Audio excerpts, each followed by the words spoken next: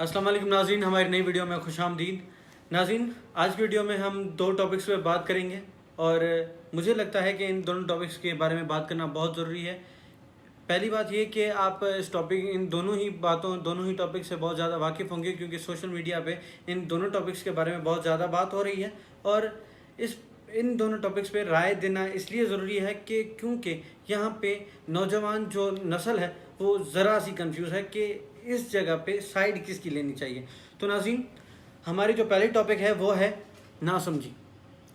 इस पे बड़ा खूब एक शायर ने कहा है कि जो आप अपनों में रहकर अपने ना हुए तो ये आपकी बेहसी थी। जो आप अपनों में रहकर अपने ना हुए तो ये आपकी बेहसी थी। इस धरती पे रह के इस धरती को तोड़ने की बात की, ये आपकी अक्लमंदी नहीं बस नासमझी थी।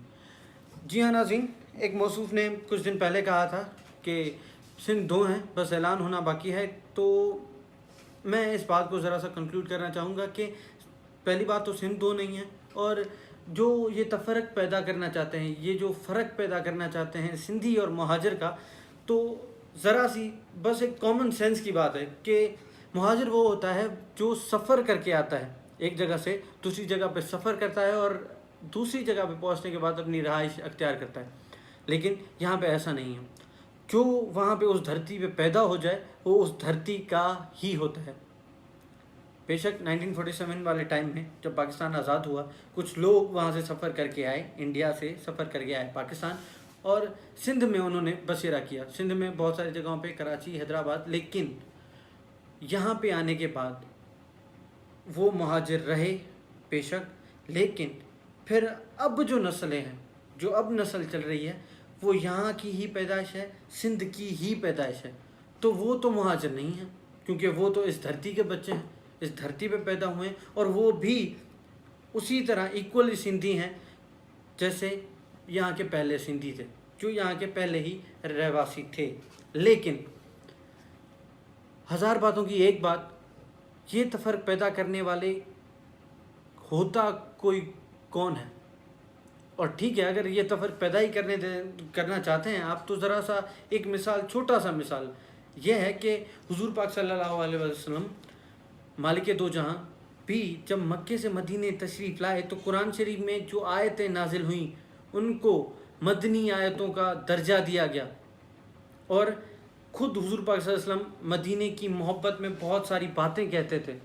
तो इतनी बड़ी हस्ती, तो जहानों के मालिक, जब एक जगह से दूसरी जगह सफ़र करके मुहाजिर बन के जाते हैं और जहाँ पे वो रहते हैं उस जगह को इज़्ज़त देना शुरू करते हैं, उस जगह से मोहब्बत करना शुरू करते हैं, तो उनसे हमें सीखना चाहिए कि अगर आप यहाँ पे ख़ुद को आज अब भी मुहाजिर कंसीडर करते हैं तो आपको इस धरती के लिए आपके दिल में मोहब्बत होनी चाहिए या नहीं, इस धरती को आपको इज़्ज़त देनी चाहिए या नहीं।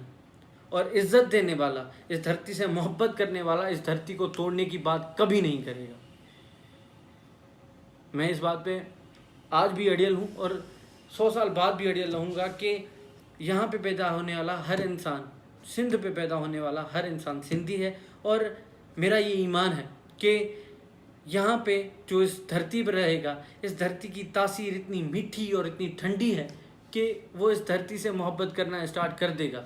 लेकिन अगर इस धरती से मोहब्बत करना आप स्टार्ट नहीं करते, इस धरती की तासीर आपको ठंडी नहीं लगती, इस धरती के आप बच्चे नहीं बनना चाहते, तो खुदारा इसके ख़िलाफ़ बात ना करें, इसके ख़िलाफ़ नफ़रत ना फैलाएं।